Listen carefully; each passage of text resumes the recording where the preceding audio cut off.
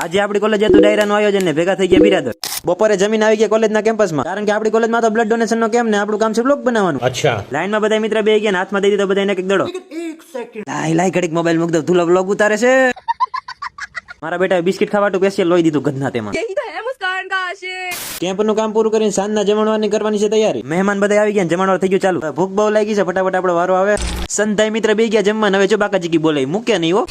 પછી આપણે બે ગયા જમવા, બીજું શું હોય. આમ તો હું એકચ્યુઅલી જાંબુ ખાતો નથી, પણ એક બે ચાખી લી. कौन है ये लोग? જમીન ફ્રી થઈ ગયા ને તા ભેગા થઈ ગયા રવિભાઈ. પછી હું બિરાદર પાસે કરાવી લીધું યુટ્યુબ ચેનલ નું પ્રમોશન. ચેનલ ને સબસ્ક્રાઇબ કરી નાખજો, લાઈક કરી નાખજો અને શેર કરવાનું. ડાયરો થઈ ગયો ચાલો ને, પછી તો બહુ મજા આવે મહિની. ડાયરો હોય ભેગા ઉત્તમભાઈ એટલે વાત પૂરી થઈ ગઈ, મજા જઈ રાખ. ફાઇનલી રવિભાઈ બેસી ગયા, હવે સાચી મજા આવશે. આઈ નો એવરીથિંગ બ્રધર.